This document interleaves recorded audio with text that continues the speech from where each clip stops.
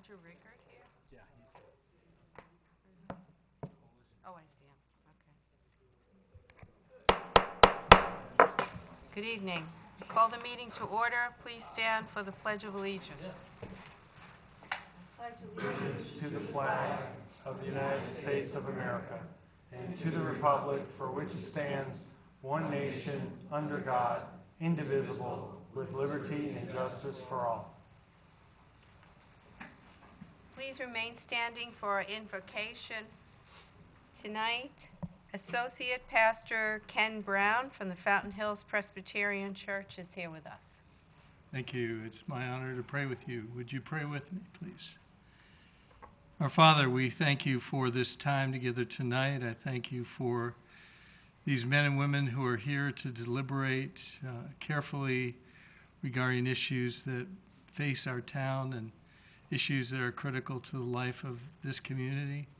And I thank you for the people who have shown an interest in being here tonight and discussing these matters. I pray that we would approach it the way we describe this, as civil and reasonable, and I pray that everything that's deliberated upon tonight would prove to be a blessing to this town and allow this town to continue to develop and become the community, even more so the community that we have all embraced and loved. And it's in your name that I pray this. Amen. Amen. Amen. Thank you. Thank you, Ken. Okay. Roll call, please, Beth. Mayor Kavanaugh. Here. Vice Mayor Brown. Here. Councilmember DePorter. Councilmember Magazine. Here. Councilmember Yates. Present. Councilmember Toles. Here. Councilmember Leger. All right, next I have a proclamation, and this is for declaring 2018 National Mentoring Month in the town of Fountain Hills. I see Roger's here with us.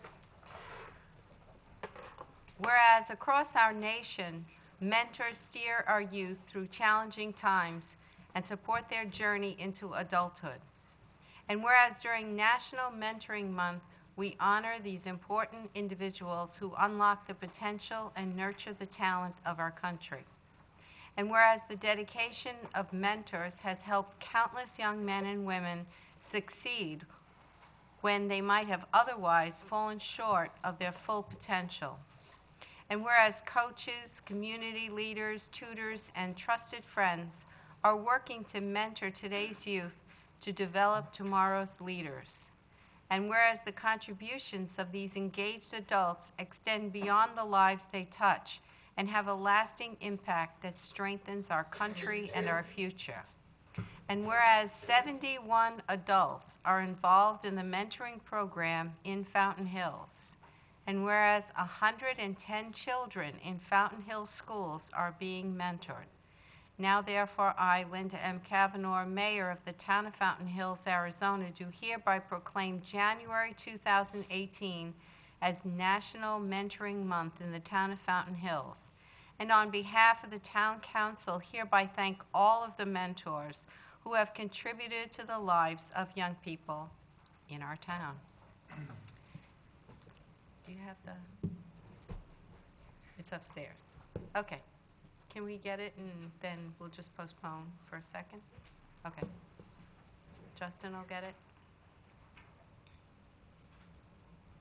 Should have had dress rehearsal.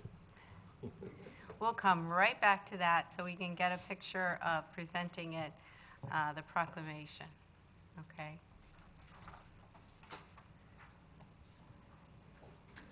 Okay.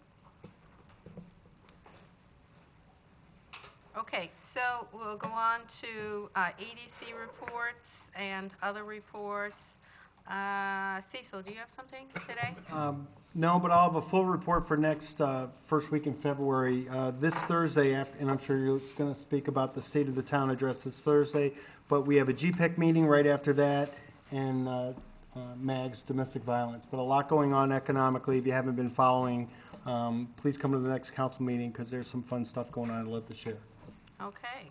And I almost forgot to mention the State of the Town is this Thursday. Yes, it is, this Thursday at 7:30. put on by the Chamber of Commerce. So if anyone's interested in attending, contact the Chamber of Commerce. If you can't be there, don't worry, it'll be on YouTube, it'll be on the town website, so there's plenty of opportunity to see it.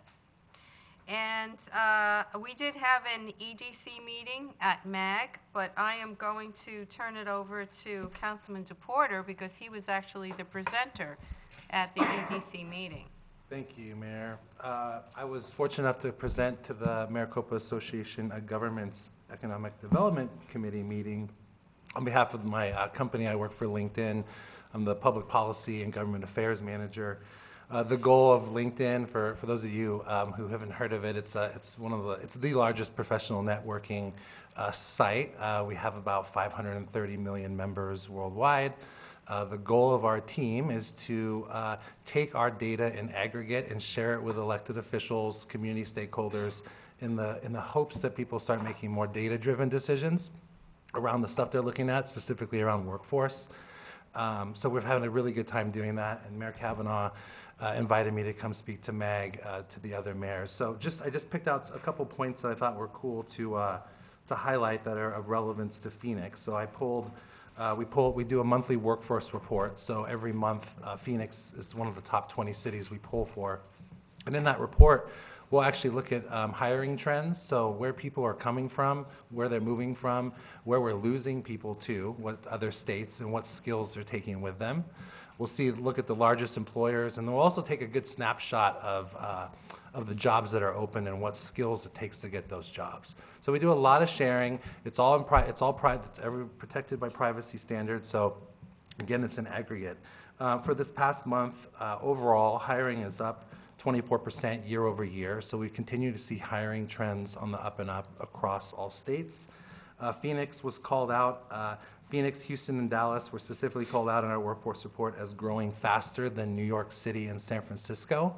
So growth doesn't necessarily mean, in our eyes, population growth. So we're actually looking at hiring growth. Because if you, on a LinkedIn profile, as you get a new job, you're posting your new job, and now I'm in New York City. We're able to count those and see where people are going.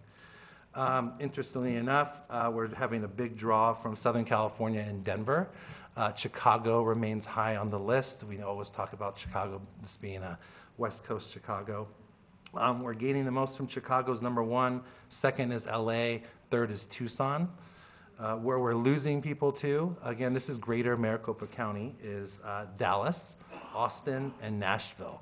So each of those, you can actually take a deeper dive into those cities and see what skill sets are leaving with those. So perhaps a subsection of Intel has moved to Nashville, so we can see why all those people are moving. Overall, we're just really excited to continue sharing that. I continue to share with my fellow council members, Scott Cooper.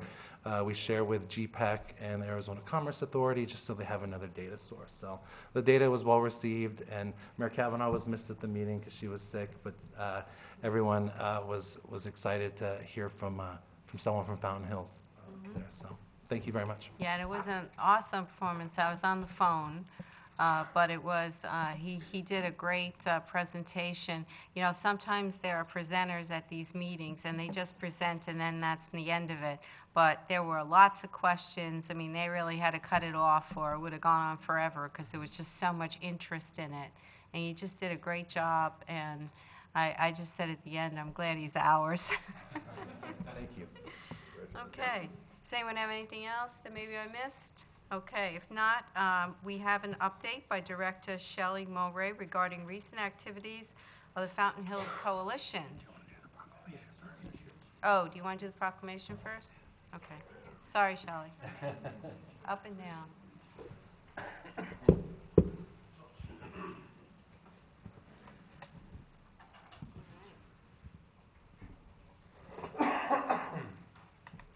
Roger, you and the other mentors, you just do a tremendous job. And I see the results when I hear the stories about the kids and how they talk about not only their mentor, but I know you follow the kids afterwards and see their successes. So it's great to do this proclamation so that everybody really knows what's going on in our schools. And our school, of course, welcomes residents to be mentors. Did you want to say something about the program? Yes, the program, of course, is several years old. I've been with it about 17 years, and I am on the council that run the program. It's a very rewarding, I can tell numerous stories about some of the kids that I've mentored and how they reacted and so forth. So I would encourage any of you who have a feel for that we always welcome new mentors. Okay, now we have a picture with Bob.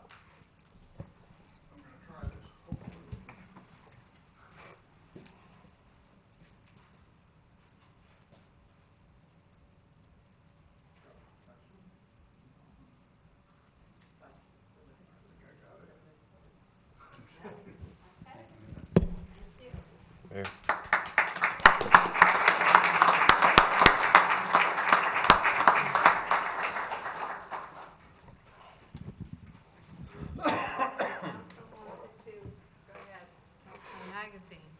I just want to say congratulations. I think this is just a tremendous program. And the fact that 71 men give of their time and their talents to work with young people is outstanding. And what a way to get them to start off their lives and start off their education. It's just a wonderful program, and I wanted to suggest the possibility that someday maybe we could have 2 or 3 of them come before us and tell us what they've learned, what they're doing, their successes, and so on. Okay. Anything else? All right. I just want to let everyone know, and I'll let you know early, if you came here to see item 9 through 14, if anyone was here to see that, that is postponed until the February 6th meeting. So I don't want you to sit here and wait for that if that's specifically what you came for. Okay, now we'll go to call to the public. We have any speaker cards? Oh, and I forgot Shelley again. Oh my gosh. See? Sorry. I really, really do want you to come. Now, come. I am so sorry. I checked you off, see? That's okay. Don't check me off yet. You can get extra time now. Okay, My thanks. fault. All right, thank you. No. And actually, mentors are a great way to prevent youth substance abuse because mentors get to spend a lot of time and quality time with kids when maybe these conversations about drugs and alcohol aren't happening at home. It's a great way and it's a great connection that these mentors can have with their kids. So I'd love to connect with you and maybe we could work with the mentors on having a message like that. So it's awesome. So let me just put the slideshow together here. So, Mayor, council members, I want to thank you very much for the opportunity to present our year in review of 2017. I want to do special thanks to Mr. Miller and Bev for just they're extraordinary communicators, and they really make this easy in terms of getting the information, the material to you. So thank you very much for that, and thank you for the opportunity to be here tonight. Just a review for you, just really quickly. Our mission is to reduce youth substance abuse, and the reason why we target youth substance abuse is because 9 out of 10 of our most seriously addicted adults today started as teenagers. So what we want to do is reduce the number of teenagers abusing substances, which then leads to fewer substances being abused in the community by those who are adults. We are a 501c3 nonprofit organization, so we rely on grants to do our work, and we also rely on the generous donations of foundations and individuals in order to do that. And you can see some of the many donors that we have here in the town and from a federal level from the Drug Free Communities Grant.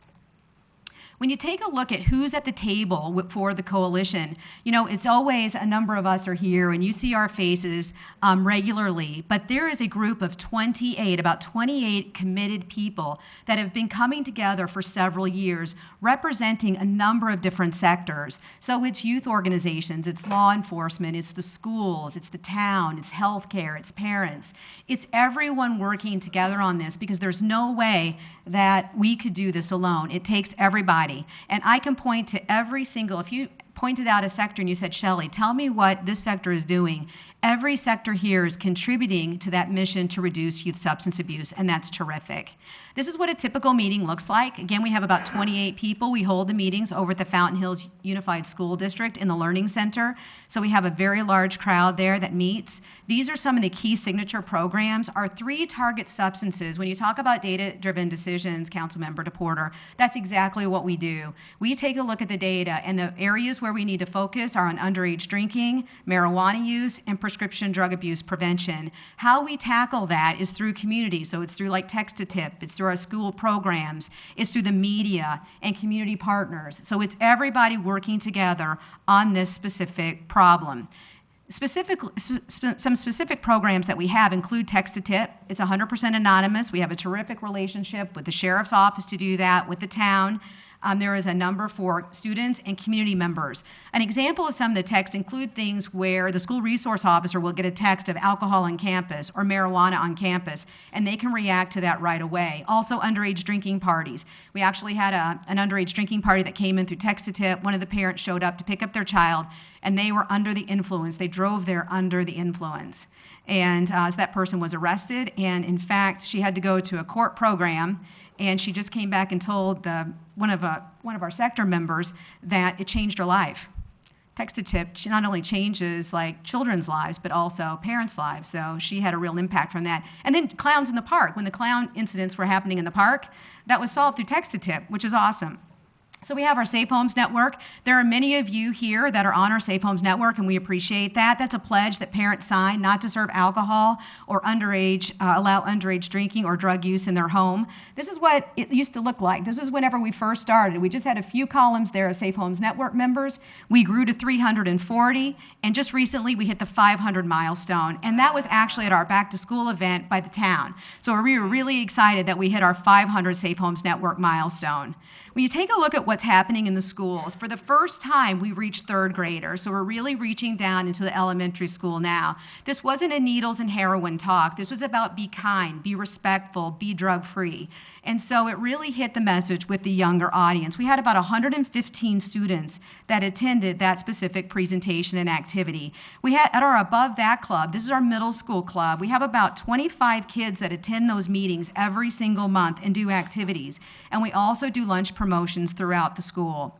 We also hold a red ribbon activity where we reach all kids in grades 4 through 8. That's about 572 students with a red ribbon message. Also, when we take a look at, we just launched at high school our Above That 2 club. So now our students that are in Above That can go to Above That 2 once they get into high school. And that's brand new, and that is from a Safeway Foundation grant. So we're really excited about that. 2 other programs going on. One is with the Fort McDowell Yavapai Nation. It's called Living in 2 Worlds. This is an American Indian targeted program to help with school, studying, cultural identity, that type of thing. And then also there's Empowered. And Empowered is actually a meeting that's held on the campus of the high school for students that are struggling. They could be struggling with stress, they could be struggling with domestic violence, they could be struggling with drugs and alcohol. And it's a place that they can go to learn the skills that they need to go on successfully. So we're real proud of those programs in the school. We also do a speaker series. All 7th grade students and all high school students were reached through 6 speaker series events. And so we were just going and going on that. And the other thing we have coming up is our essay contest, our Coalition Essay Contest coming up. Last year we had about 225 essay contest participants and about 89 in our poster contest that participated. And so when you hear about sometimes things happening in community, and I know social media, you'll hear, oh my gosh, there was a drug incident that happened in Fountain Hills. When you take a look at everything that's being done with the coalition, there are opportunities at every level for parents and youth to engage in drug prevention activities. So we're real happy to be able to offer that. Also, while our target is youth, we know that the average age of first drug use is 12 and 13 years old. We have to be reaching parents in order for our message to be effective. So we work with the Fountain Hills Times to do public service messages, encouraging parents to talk with their kids about underage drinking and drug use. We did 29 of those, and we did 24 articles in the newspaper around prescription drugs, marijuana, and also the opioid crisis. As you know, in June, the governor declared a public health crisis for the state of Arizona. our coalition responded to that by continuing to partner with the sheriff's office on the take-back days, the Dropbox promotion, opioid overdose reversal drugs, dispensing naloxone without a prescription, and then also we did prescription prevention for prescription drugs. We did courses in middle school and high school. The other thing that was really nice is that the Fountain Hills Times gave some really good media coverage to that crisis.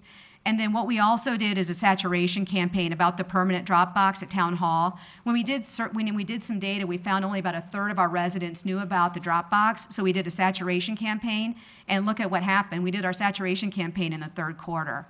And those are the months of July, August, and September. Those aren't typically months where you would see a high number of people coming in because we have a lot of people from out of town. But third quarter was the highest. So we collected 333 pounds of prescription medication in that Dropbox. And when I did I did a little experiment to see about how many pills that was, you can get about 1,000 aspirin in a pound. So that's about 330, what is that? I gotta add 1,000, 33,000? About, how many is that? Pounds of pills. So that's a lot of pills, that's a lot of medications out of the medicine cabinets. Also, the town support's been fantastic. With the Mayor's Youth Council, the Back to School Bash, we did 20 community events reaching about 2,700 people. And then this is really where the rubber meets the road, right? So these are the results. Is what we are doing, are the activities that we're doing in the community having an impact? And yes, they are. We're going to do a new survey in 2018, so I'll come back and have new numbers for you in 6 months. But when you take a look, this is a good news story. The blue line is 2010, that orangey yellow line is 2016. Alcohol is down, cigarettes is way down, marijuana is down, and prescription drugs just had a bump in the last year, but again, it's way down overall from 2010 to 2016. Now you look at this, and this is a great news story, but also there is still work to do. We have 1 out of 5 kids regularly drinking alcohol, 1 out of 10, a little over 1 out of 10 using marijuana regularly, and we had that slight bump in prescription drugs. We are committed to putting our foot on the gas pedal to keep these numbers moving in the right direction. We have to keep our eye on vaping and e-cigarettes. That's a big issue also coming up. But this is a good news story for us. These are great results, and that's not just us doing the work. That's everyone involved that we've talked about to date. So with that, again, I thank you for your time, and I appreciate having the opportunity to come and brief you on our work. Thank you. All right, thank you, Shelley. Yeah, I feel like clapping. Yeah. I was going to say, you know, congratulations to you, because you've done just an awesome job. But I wonder if you would introduce the 4 members that you brought with you, because these 4 are 4 of the most dedicated people to this cause in it long before I was involved in it. And it just never stops with these 4. They are Never just stops with them, you're right. incredible people, and I just would like you to introduce them. Yes. So we have Dwight Johnson, Vern T. Johnson Foundation. He's a board member and also a donor to the coalition. Mike Charno with Thrivent Financial. He's a board member, founding member. Bob Ditta is a board member, founding member. And then Maria Perot, who is everywhere all of the time doing such tremendous work. And again, this is a fantastic team that we have here. Yeah.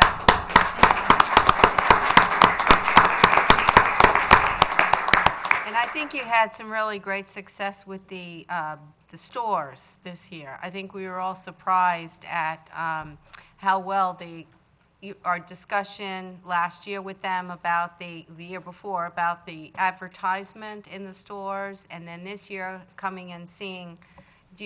I put you on the spot, but could you speak to that for a second? Oh, yes, of course. So we had the Responsible Retailer Breakfast, which the mayor held here at Town Hall. Well, you can imagine the first time we did that, as to Councilmember Ledger, you were talking about, these are businesses that are regulated a lot, the food marketing industry, right? So here we are gathering everyone to say, we went and did undercover environmental scans to see like advertisement places where there are kid-friendly themes in their stores, where they're monitoring devices to prevent theft. And so the first year we did that, they didn't like it too much, did they, Mayor? And then so we had a nice discussion. We talked about it. We talked about the reasons why we did the survey, the scan. We went back again the next year, did the scan again. We invited them back this year. It was a much different picture.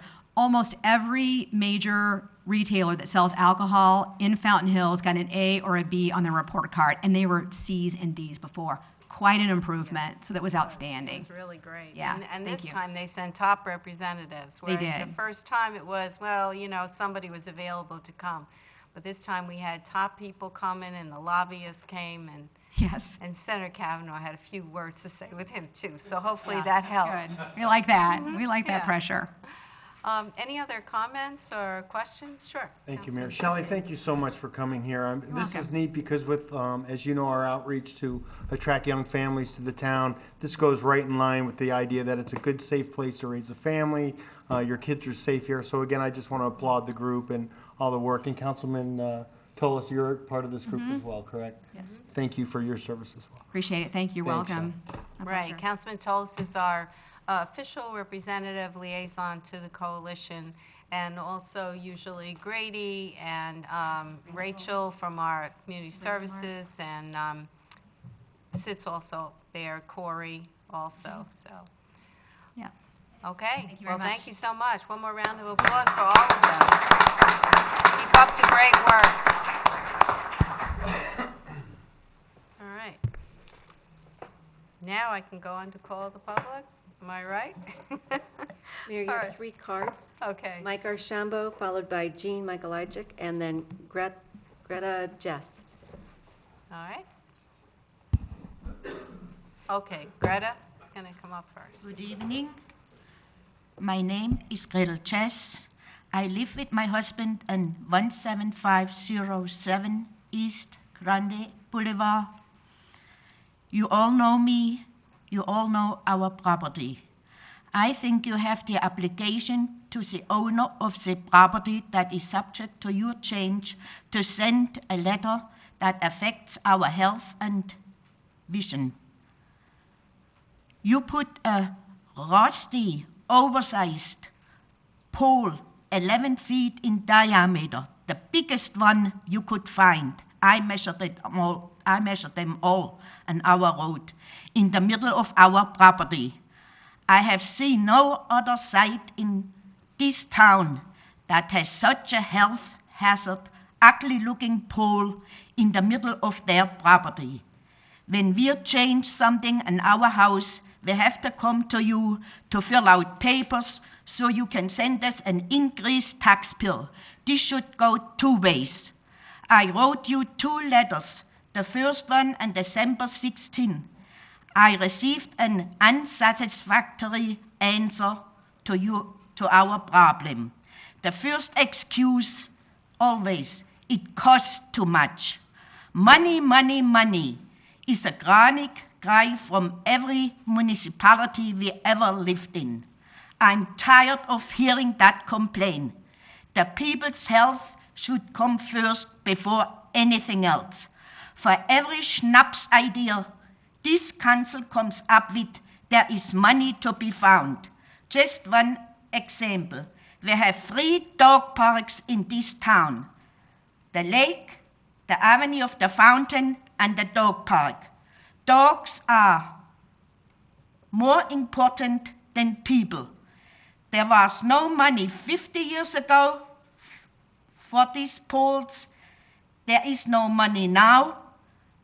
And I'm sure in 150 years from now, there is no money either. This is just kicking the can down the road. The 2 excuses, the second excuse is the non-adjacent residents, nor Fountain or nor Fort McDowell, do not like to see the pipes underground and the easement between Fountain Hills and the reservation. You asked all the people that are not affected by this problem, except us, who have to live with this danger, ugly sight, daily, that belongs to the 19th century, not to the 21st century. At the end, you apologize for our received loss of visual aesthetics. The visual aesthetic is a big problem in our backyard because that is all we can see. But the biggest problem is the extreme danger to our health. And we as an individual have the same right as everybody else and should not be ignored by the Constitution that states. 2 years after we lived here, I was diagnosed with thyroid cancer, lung cancer, and lymphoma all over my body. I'm sure these virus have something to do with it, because I come from a big family and no one has any cancer on both sides.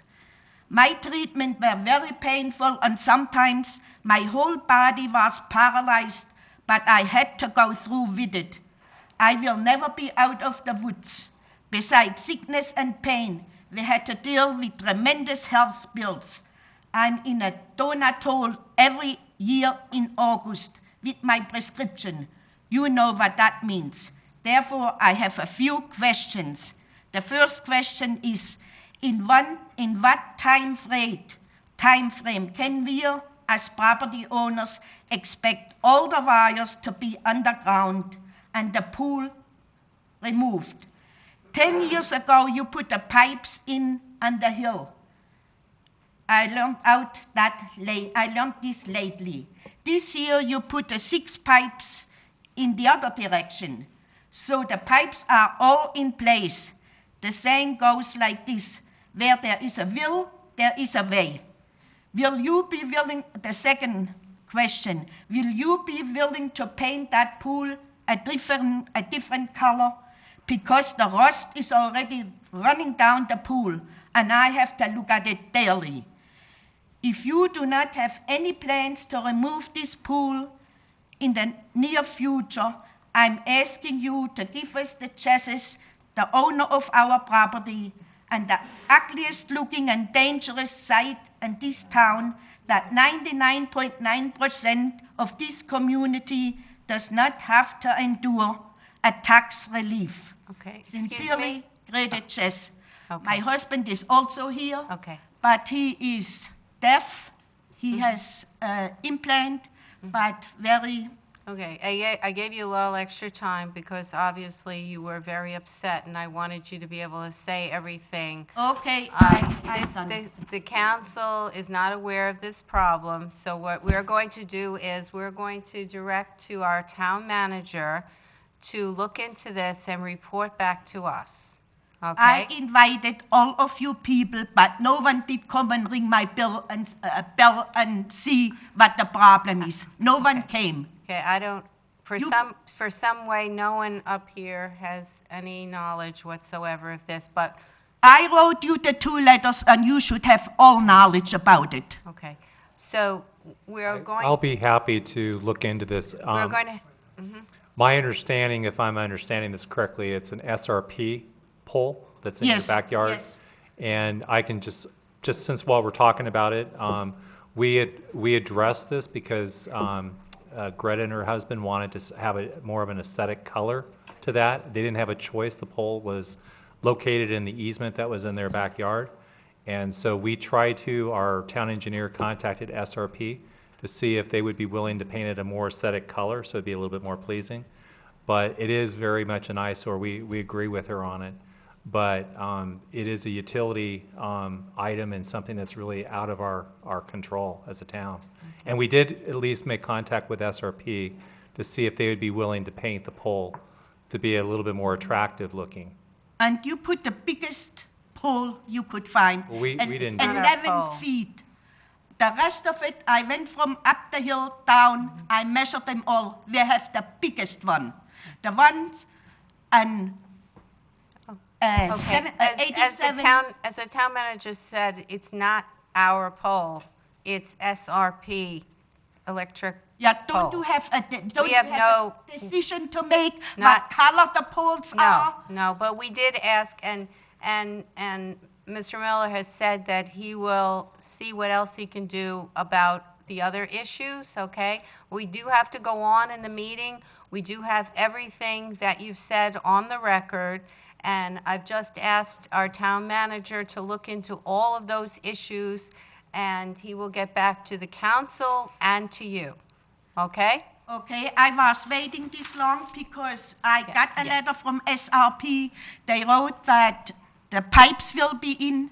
They put now 6 pipes in under the road, but also the lines will be removed, Okay. the bottom 3 lines, and will be put underneath. Last year, Okay, last year Mr. Miller can also contact our representative of SRP and discuss that with them also, okay? Last year And we will, came and went, Okay. but I like to have an answer to Yes. how long we have to live with that ugly thing. okay, we will find out for you, okay? I We would will do that for appreciate you, okay.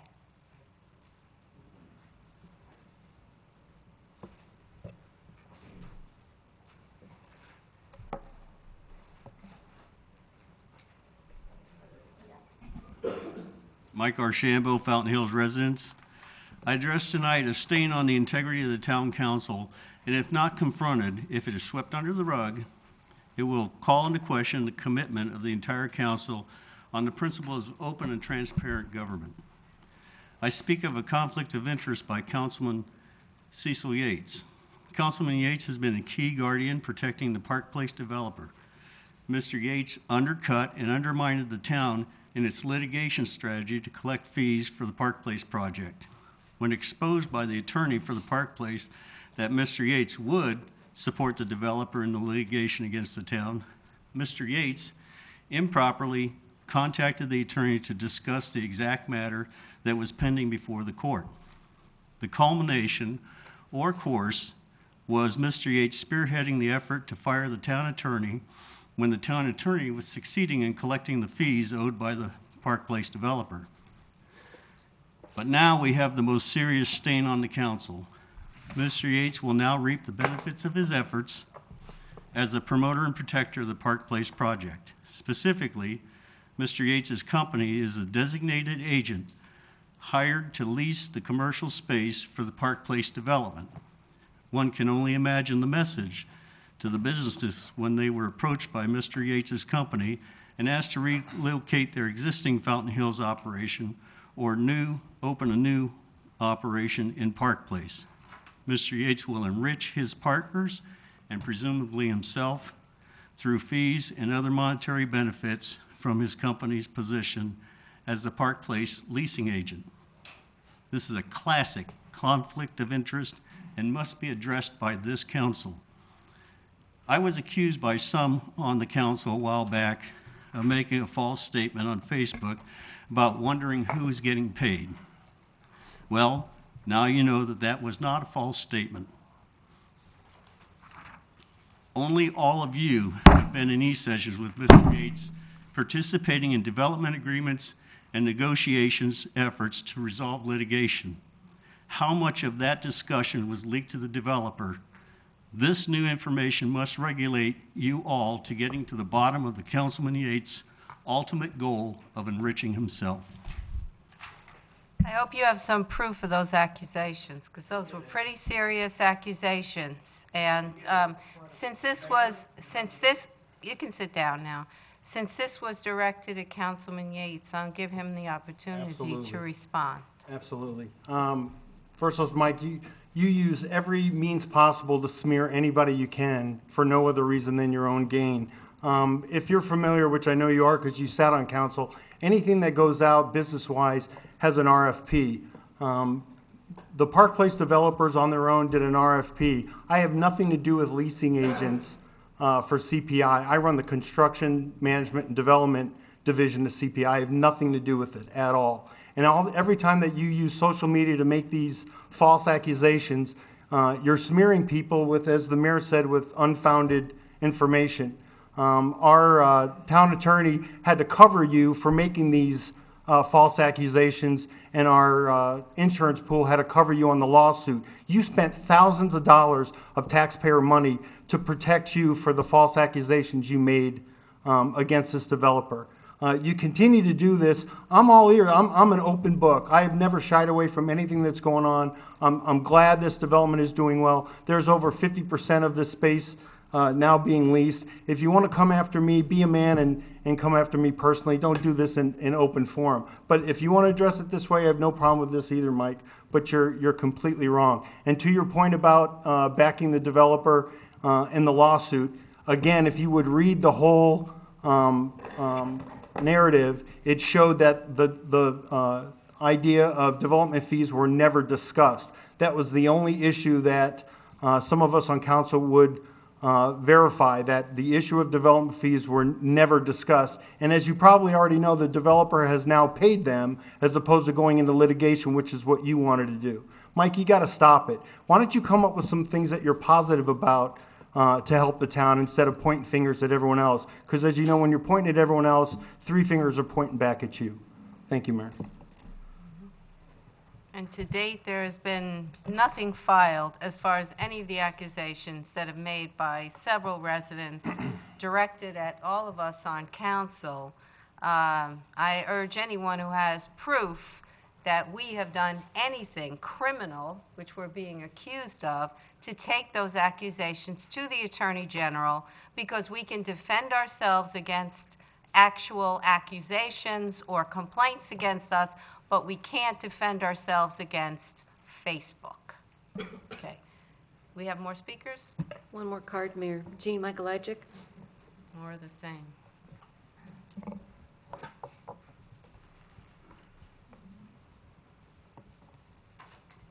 Gene Michael-Isaac, resident of Fountain Hills. I want to address the issue of conflicts, the appearance of impropriety, and the poor public image that many hold of this town council. There are some on this council who claim that Fountain Hills has a poor reputation among businesses in our county. Those council members always blame someone else for the town's reputation. Usually they blame the town employees, whose only jobs are to enforce the building, safety, and other codes that are enacted by this council. But this behavior by Mr. Yates, this appearance of impropriety, this shameless profiteering by a political insider who has used his position first to protect and enrich a favored constituent, and now to profit his real estate leasing company, this is what has and will continue to tarnish our town's reputation. This type of behavior has become all too common, and I dare say accepted by some on this council as, well, that's just the way business is done in Fountain Hills. This is an appearance of impropriety and a prima facie case of a classic conflict of interest that must be addressed.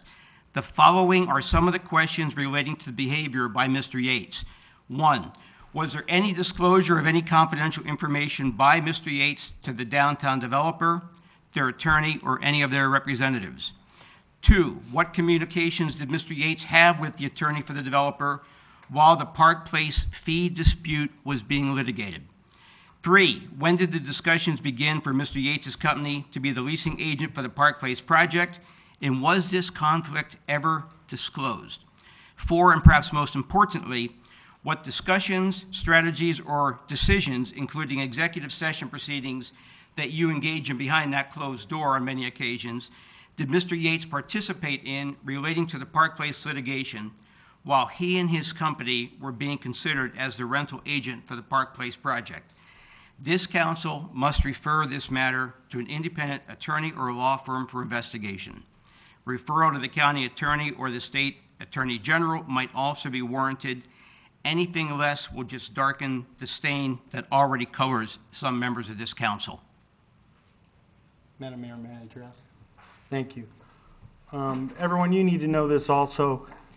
This individual has been found guilty of violating his ethics code and consequently stepped down off planning and zoning because he consistently was doing shady and, quite frankly, irregular acts to get information.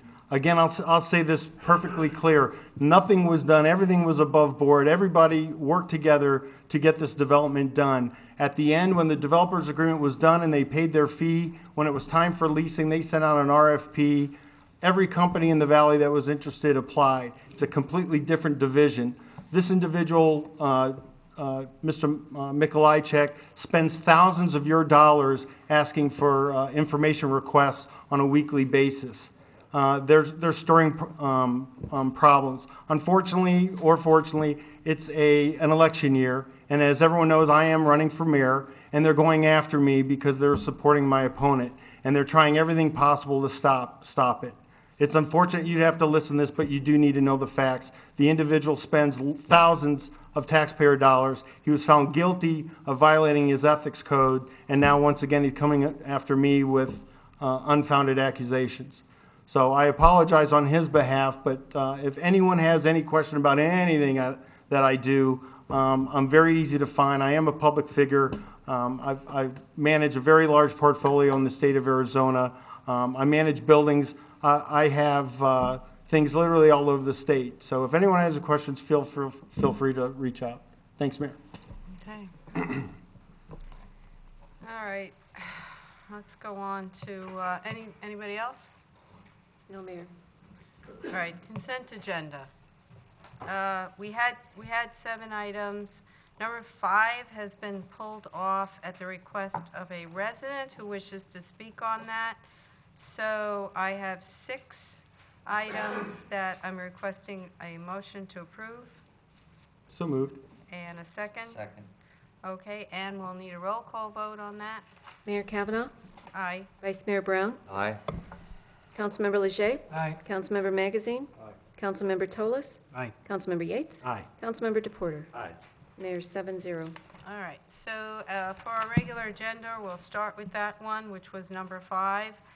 Consideration of approving contract C 2018-082 with VC Media for up to 5 one-year renewal options in the amount of $50,000 annually for digital retargeting and marketing company services. And Well, what I think might be helpful is if the citizen can speak on it, and then I also have our staff who can give the council a little bit more direction as to what this item's about and what we're trying to accomplish with it. okay, Bev? Bob Wilson?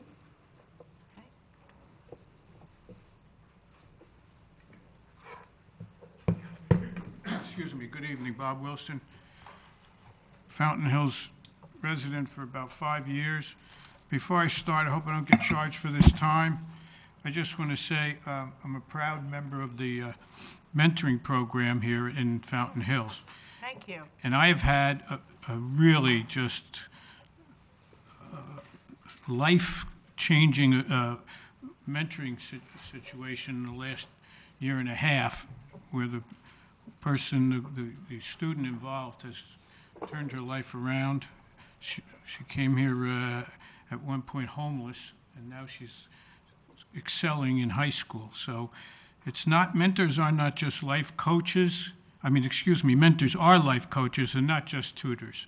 And believe me, I get more out of this than even she does, and that says a lot. The reason I asked to have the consideration of approving contract with Vici Media for up to 5 one-year renewal options in the amount of $50,000 annually, that would be $250,000 for the 5 years, for digital retargeting and marketing company services. The reason I asked for that is because we keep having items put on the consent agenda, put in with a group, and everybody votes for all of them, and we don't really get to talk about them. And so I don't find that okay. And in the May 4th, last year, 17th, 5/4/17, the council talked about this and had an hour-long discussion on it. You know, I mean, if there's a chance that there's going to be $250,000 spent, we need to be able to talk about it and hear about it. We wouldn't get to do that right now unless if it had stayed on the consent agenda, and it happens too often. I mean, the whole thing with the lagoon, the same deal, was on the consent agenda. So that's all I have to say about it. I mean, I just want to hear. I've watched the whole hour-long discussion from last May, and it was all over the place. People were, going one way or the other. They had lots of different reasons for choosing whether to have a full-time employee or to pay for $67,000 a year, or have a consultant for $50,000 a year. And originally it was to have the employee. Our staffs are beyond to the bone. They're into the bone. and maybe that there's another place for this job, or for this money, I mean. And the real question here for me is the priorities. If we can have an hour-long discussion on this subject, then maybe there's another place to spend $50,000 a year, just maybe. The one thing that was discussed at that meeting, that council meeting in May last year, was that the finance group are actually taking care of the purchasing needs in their spare time. People are working the work of 2 or 3 jobs, and so maybe there is another place for that money. I mean, we can't keep revisiting the fact that development is going to pay for our roads and everything else. It's property taxes, it's property taxes, it's property taxes. It is not, there's no way that we're going to get development in this town that's going to pay our bills. Thank you. Okay, thank you. And thank you for being part of the mentoring program. Thank you very much. Councilman Magazine. I generally agree with the gentleman. I almost had it pulled myself. We're going to be discussing this whole issue, right, the consent agenda. And unfortunately, I have to leave at 6:30. I've never left a meeting early before, but I have to leave at 6:30. But what I would do if I were here is suggest that no issue that costs more than $50,000, and that's not per year, but in the aggregate, not be placed on the consent agenda. I think the gentleman's correct. I think we should be addressing these things. We may want to approve it, but we ought to be addressing them and raising questions. So Brady, did you want to speak to this? I did, and then I'll call our communications and marketing coordinator up. But a couple things I just want to make clear is that while this is subject to additional one-year renewal options, the way we look at this is that this is really a one-year contract with the ability to renew. And there are several occasions when we do not renew. Either they don't meet performance standards or we find that the value isn't there.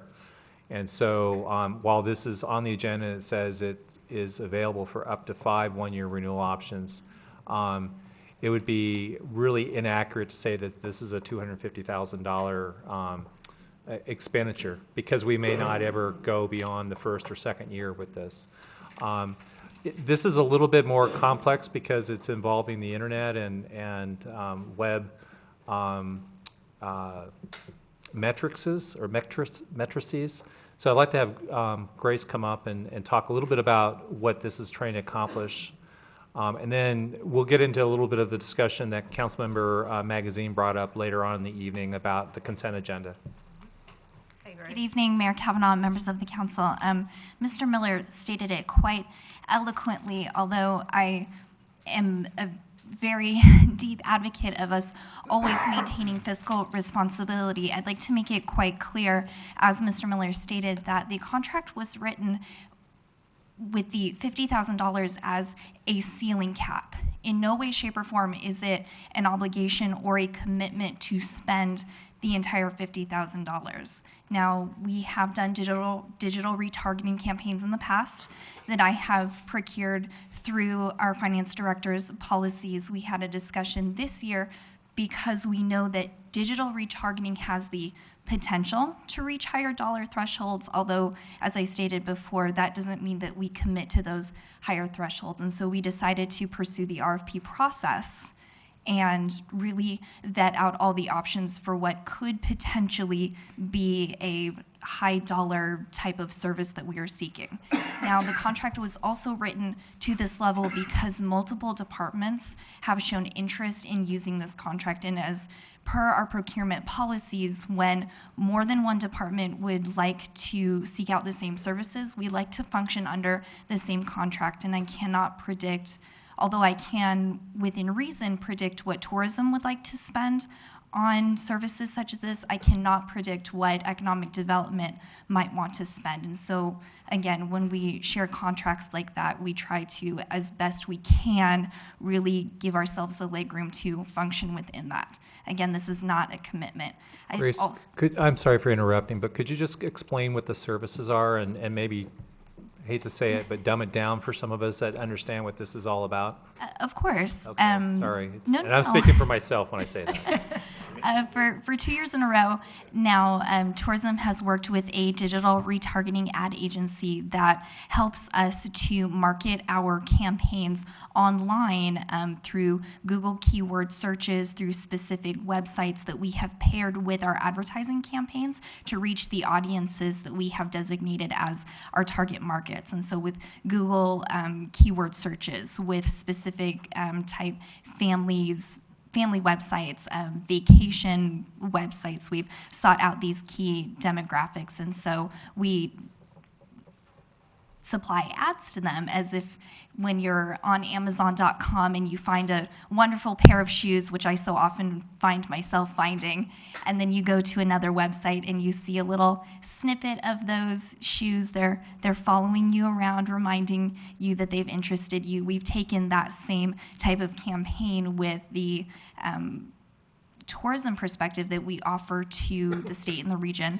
and to our target markets. And so we promote the fountain in our special events and those types of things throughout websites that we deem appropriate that people visit. Now, I would like to, I think it's noteworthy to mention that tourism pays for this expenditure through grant monies. And so although we are at the mercy of the grant season and the grants that have been awarded to us, that is no guarantee from year to year what we might be awarded. And we are under the obligation and the responsibility to honor the grants that we have been given and to spend the money the way that the grants dictate to us they must be spent. The Arizona Office of Tourism grant dictates that we spend those monies on marketing, which is why we have selected a service like this to utilize some of those grant monies towards. Grace, in short, what is your ultimate objective, number one? Number two, how much is your overall budget for the year? And three, did you look at the possibility of reprogramming some money? Our ultimate goal is to market the tourism package, being the wonderful experiences that Fountain Hills exclusively has to offer to our key demographics, statewide and regional-wide. That's our number one goal.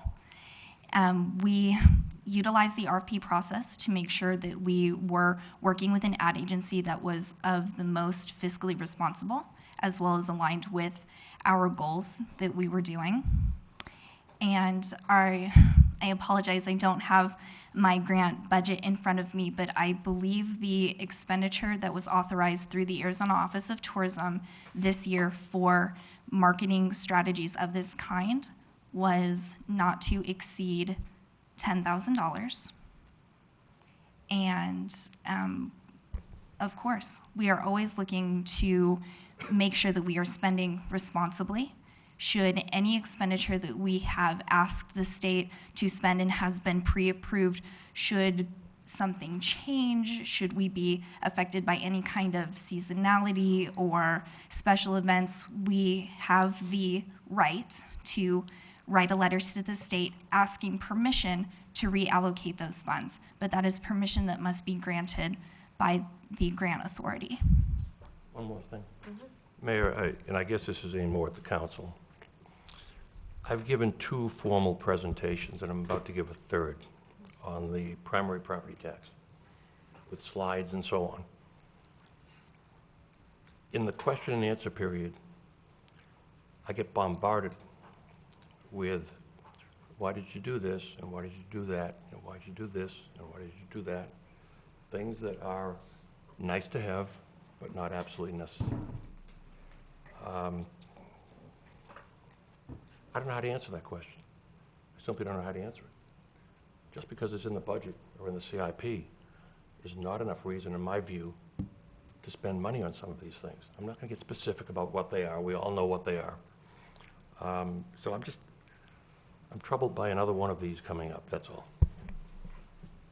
Any other comments? Mayor, if I may, Grace, when you look at your metrics, particularly in working with this particular vendor or vendors of this nature, do you have any metrics that indicates that there's any type of return on investment for your marketing dollars that are spent?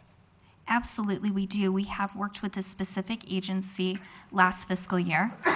We have chosen to stick with them not only because of how well they performed within the RFP process, but because in analytics given to us in the past, their specific marketing strategies and the ads that they have done with us perform 3 times better than the national average. And I know that much of what Councilman Magazine referred to, because I hear the same, is that we're spending money. And the bottom line is a municipality is 24/7 organization that provides core services. And a municipality is almost like a living it's a living, breathing thing. And we do each year have an extensive budget period. It's a 3-4 month long process, and that budget is presented before the town council. We go through several retreats. That's the time, I think, really to, and I encourage, and I've always encouraged citizens at that time to step up and discuss some of these things. So when we have an expenditure as such, planning takes place, and we're looking at implementing that particular plan. Now, $50,000 sounds like a lot on paper, but I understand the concept of up to $50,000. And I also understand that historically our staff has indicated that there's a return on investment for marketing, which they've also measured. Now, with respect to the elephant in the room, with respect to property tax, we as a council unanimously has voted for a property tax, and it's in the hands of the residents to vote for or against it. And I don't disagree with some of the comments regarding growing our way out of it. But what I do agree with, and I have since I've sat up here, is we need a diverse revenue portfolio.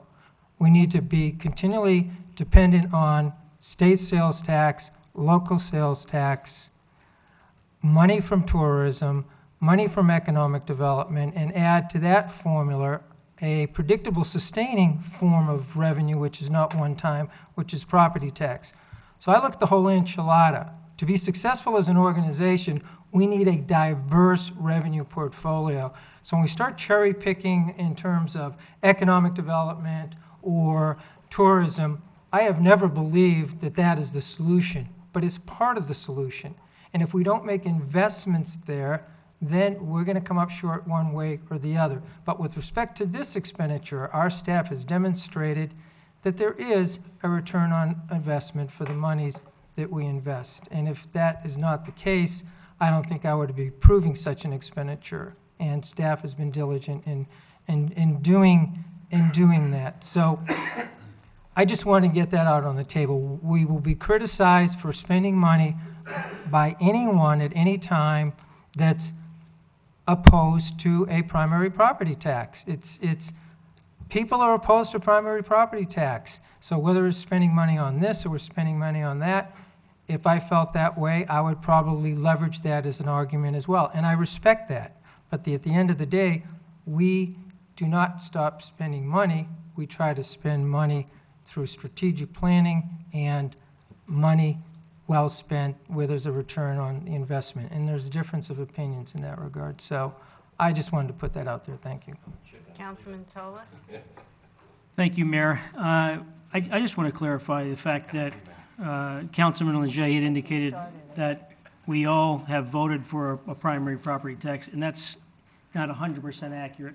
What we voted on was to put it on a ballot for the people to decide in this community to determine what direction they want to go. I think I said that, and that was my intention. And if it didn't come off that way, then I apologize. We all voted to put it before the residents. Exactly correct. Right. Thank you. So with that, and I agree with Councilman Leger as to having a diverse mechanism to increase our revenues for the community.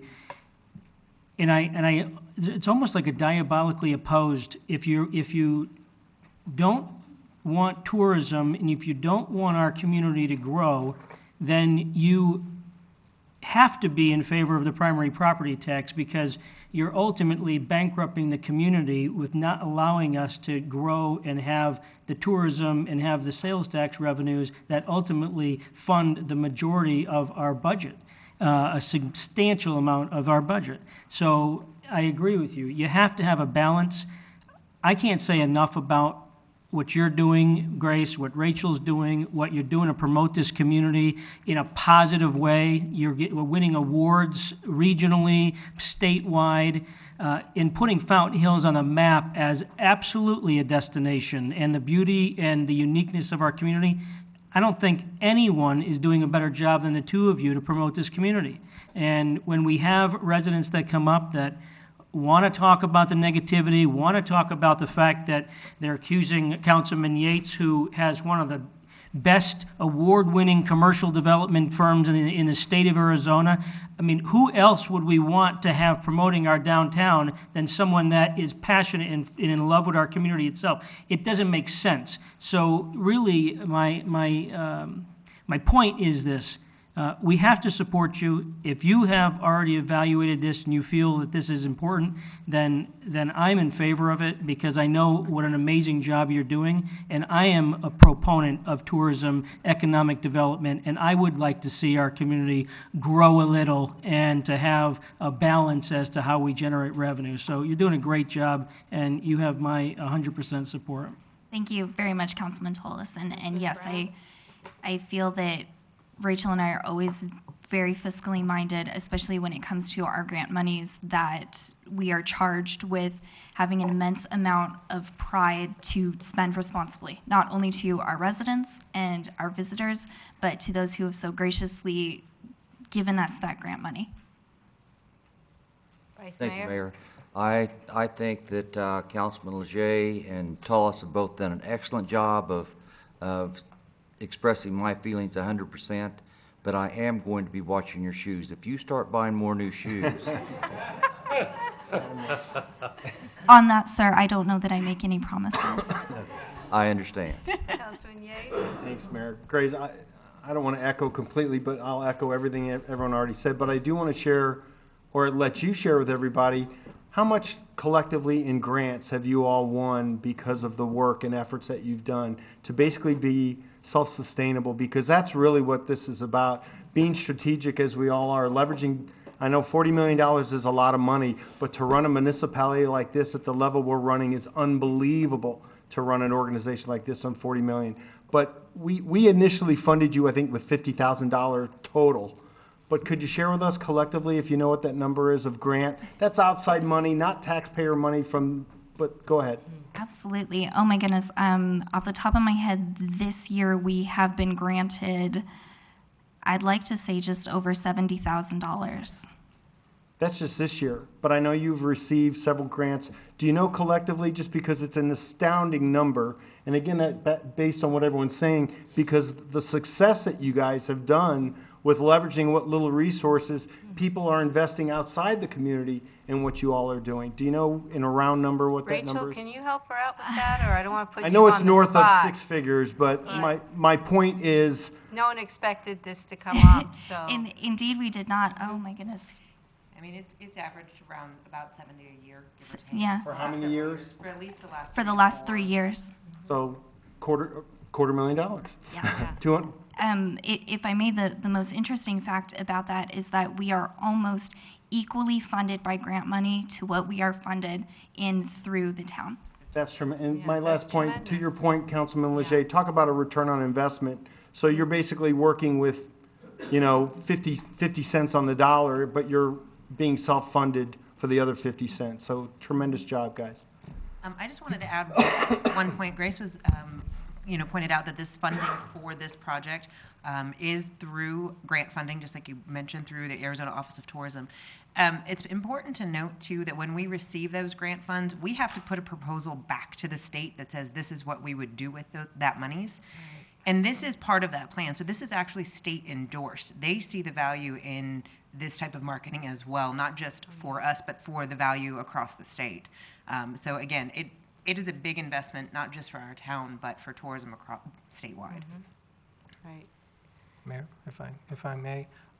Bringing this conversation full circle, we had a resident this evening come up and ask for something to come off the consent agenda. We've had a dialogue, and I think there's been some information put out there, more information that would have been if it stayed on the consent agenda. So I'm glad to see we have this on the agenda, and we're taking a closer look at this, because it is about perception, it is about optics. I mean, we're here, we get staff reports, we go through strategic planning, we look at the budget until we're tired of looking at the budget, and then we throw these things on the consent agenda. And I can understand the citizen's perspective that, wow, that's 50 grand. That's possibly 250 grand.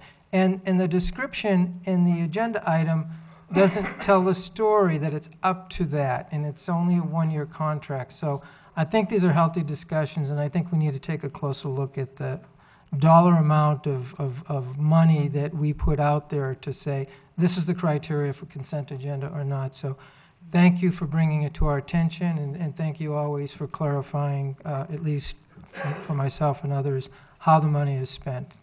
Absolutely. Thank you, Mayor. Okay, I'm not going to repeat everything that's said, except that I agree with my colleagues and everything that they've said.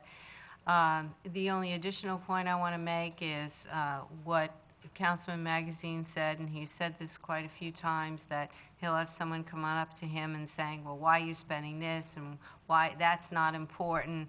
And then you got the other person that comes up and says, I can't live without it. That is the most important. I mean, just recently, thinking of replacing the benches that are damaged in the park, I got somebody who says, I cannot believe you haven't done something about those benches.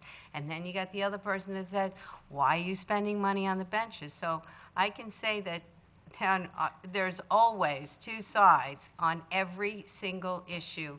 Somebody can't live without something, and somebody says it is totally unnecessary.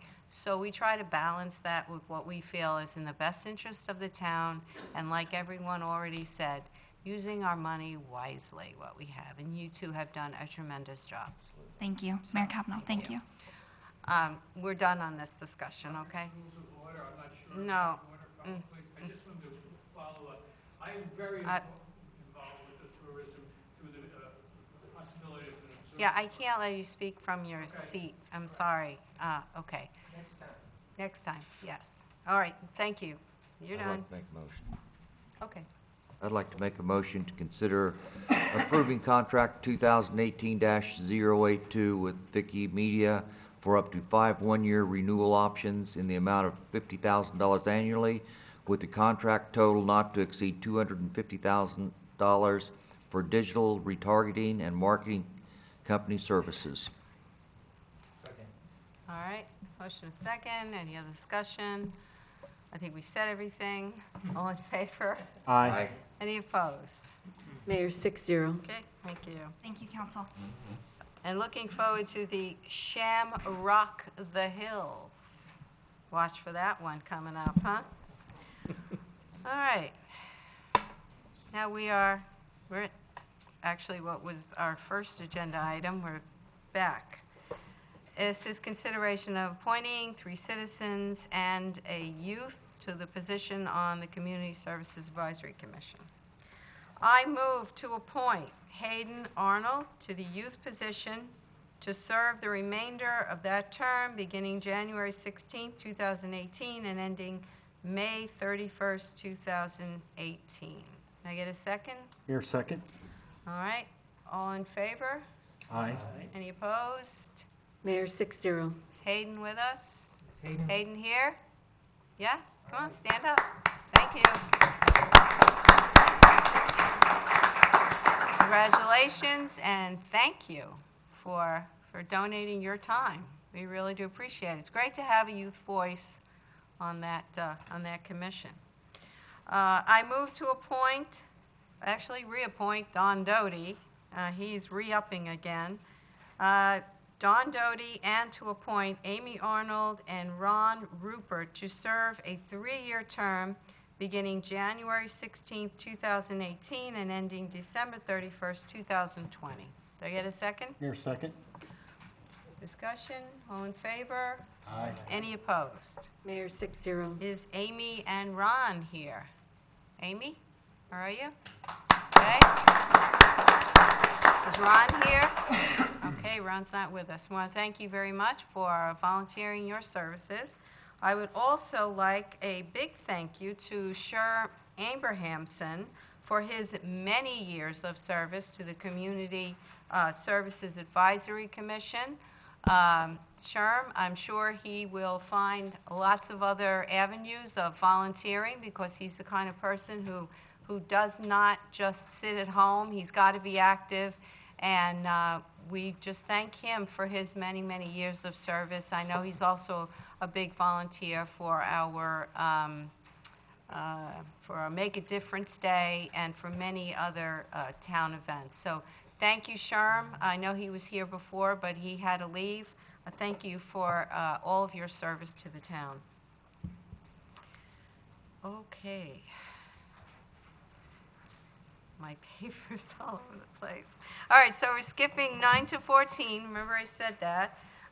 So I would like to request a motion to table items 9 through 14 to be heard at the February 6, 2018 council meeting. Mayor, second. Okay, any discussion? All in favor? Aye. Any opposed? Mayor, 6-0. All right, now we will go on to number 15, which is kind of a continuing of our discussion previously, related to the criteria for placing items on the consent agenda. Grady, you got us started? Yes, thank you, Mayor and Council. You'll recall that at the last council meeting, December 19th, Councilmember Yates asked and directed staff to come back to this meeting tonight to go ahead and give a brief discussion about how items are determined to be placed onto the consent agenda. And so in your packet, there's a staff report, but I'll go ahead and summarize basically how that is done. Per the town's council rules of procedure, there is a section 2.3 and 5.2 actually indicates that items that are considered non-controversial and routine are to be placed on the consent agenda. I also have my own criteria. If there's something that I think, like financially, if it's a big number or any large contracts, or something that council definitely wants to talk about in a regular agenda item in an open meeting, and it might be what I would consider routine, but council's indicated a desire to talk about that in the past, then I will put that on the consent agenda. So high dollar items typically do not go on, so I won't put anything that I would say in my mind would be, over, $100,000 a year or more. So, and then in addition to that, I just kind of want to go through how we do this agenda process, because a lot of people don't understand there's so much that goes on behind the scenes. So each of my staff meetings that are held weekly, we look at a future agendas list, and this is the same list that the council gets. And we determine, based on the discussions, the agenda items and the topics and the appropriateness of whether it should be on the regular agenda or the placement even on the agenda, and sometimes even the meeting dates. If we have like a really full agenda and there's really meaty subjects, I'll say, well, let's go ahead and push this particular topic off to the next meeting. But we have a discussion on the front end with the staff, and then typically what happens is the staff will prepare what's called an action form. I call them staff reports. And sometimes they'll try to put something on consent, and I'm like, no, this really needs to be placed on regular, based on council interest in the past, or the topic, or what have you. So it might even be routine, but sometimes I'll go ahead and err on the side of putting things on the regular agenda. Also, we have a meeting that's held between the mayor, the town clerk, and the town attorney and myself, always on the days of council meetings, and we look at the future agendas list. And the mayor, as the presiding officer of the council, has the ability to direct me to either remove items from the agenda or to change the placement or order, or even to push items off in the future to different dates, and also determining items whether appropriateness of being on consent. So we spent, quite a bit of time, what I would say it's quite a bit of time on the front end of every council meeting agenda, looking at what is appropriate, what isn't, to go on the consent agenda.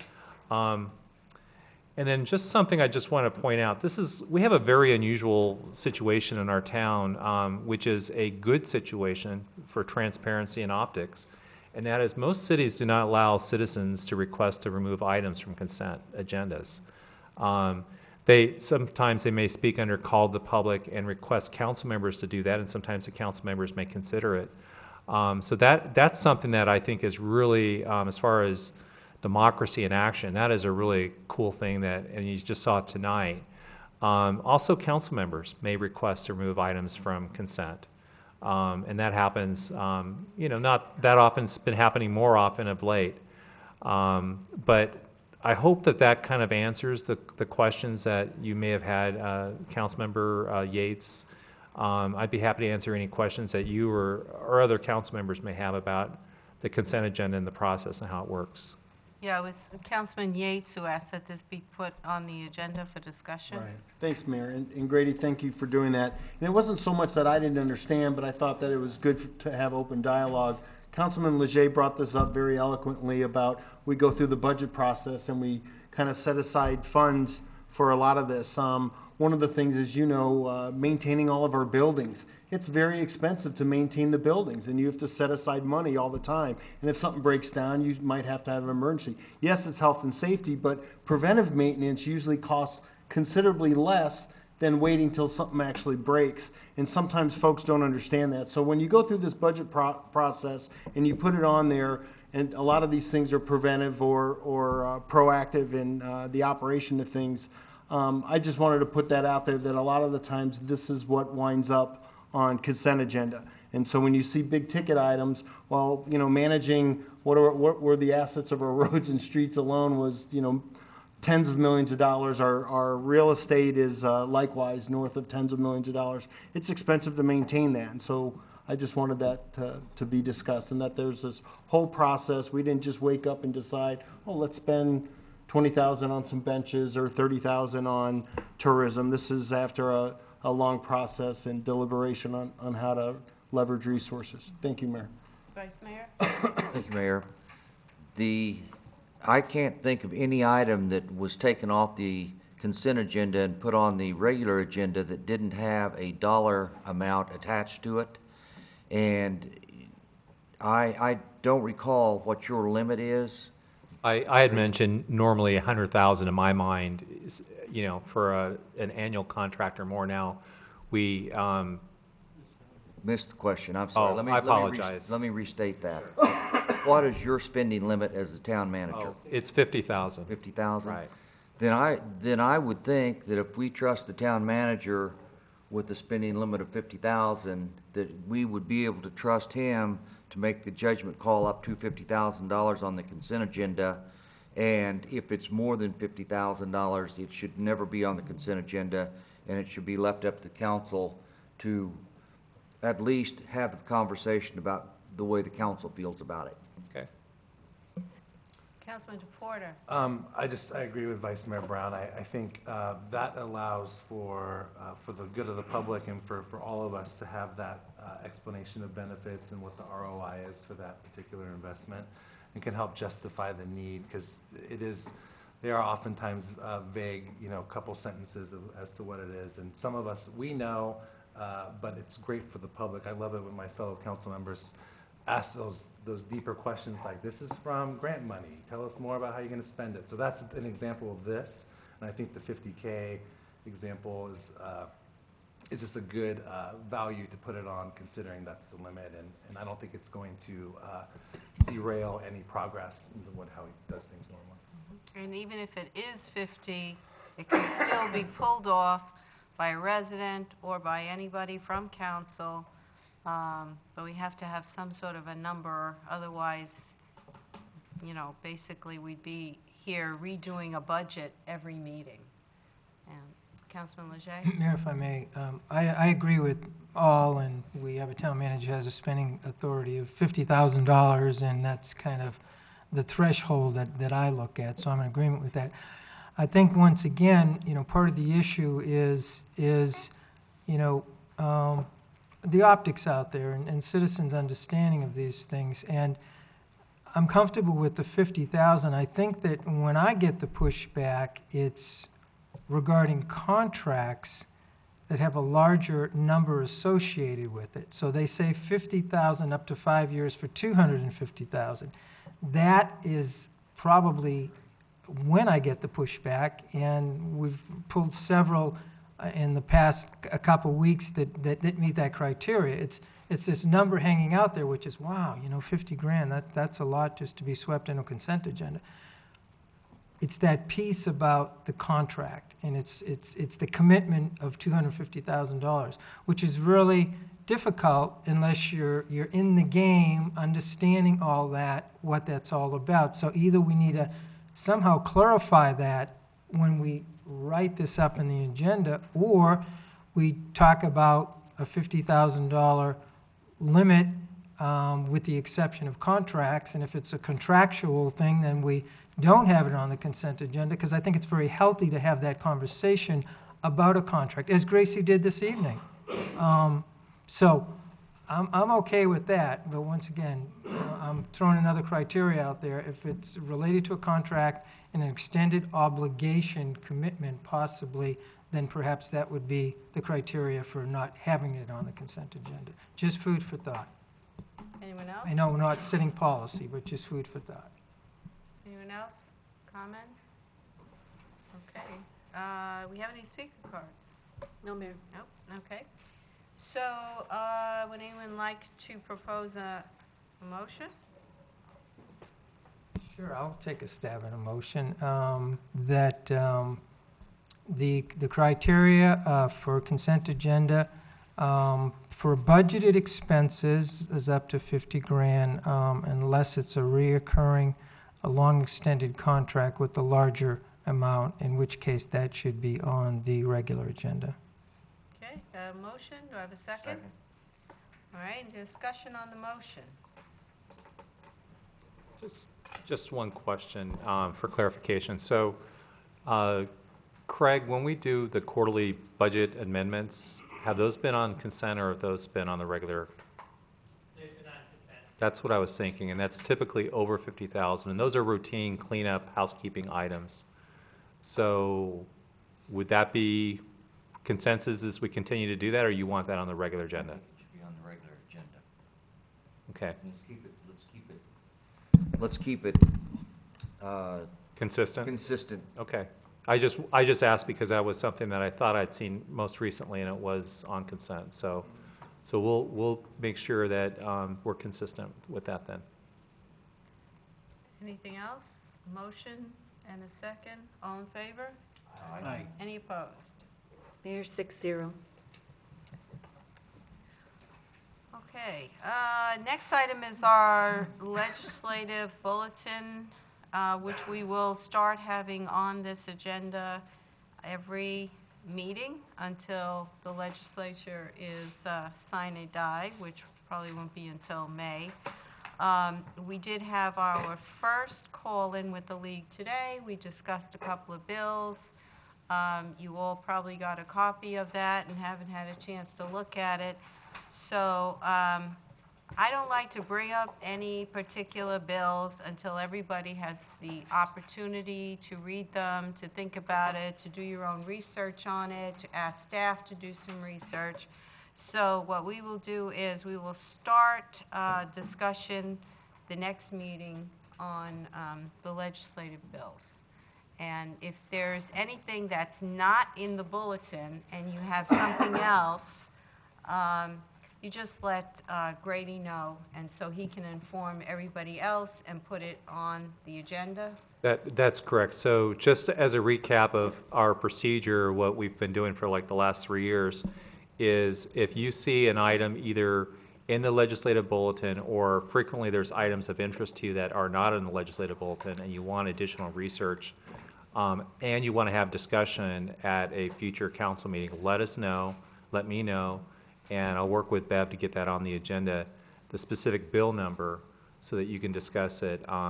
If it's already in the legislative bulletin, feel free to bring that up at the council meeting, because it's already in the bulletin, which is part of the packet. So. And I'd also be willing to help out with any information that anybody needs that I could get from the legislature, even from their legal department. We can get some of that free of charge, so take advantage of it while we can. Okay, anything else? And we already have direction to town manager. You're going to look into Ms. Greta's issues. And something about a pool. I don't know. What's pole. Pole. Oh, I kept thinking she was talking about a pool. That's why I couldn't follow her. Yeah, but then she started saying it was rusting. Then I completely got lost on that. Mayor, I live right around the corner from Greta. I don't know her personally, but it was with the last SRP install, and they replaced the big poles. And it's large and metal and rusty, and it's in her yard. Mayor. And it's in her yard, so. Mayor, excuse me. Since this was an agenda, I Right. had quite a bit of discussion. I think we should leave it until we do, Okay. if and when we have to have an agenda item. Thank you. All right. She's trying to outdo Santa. I wouldn't even try, Mayor. All right. Any other council activities, anything else you want to discuss? Just I was going to mention the state of the town again. Don't forget to tune in on Thursday morning. If you want to attend in person, it'll be at the community center. Just go on the website, contact Chamber of Commerce. Love to have you there. Anything else? If not, motion to adjourn. So moved? All right, all in favor? Aye.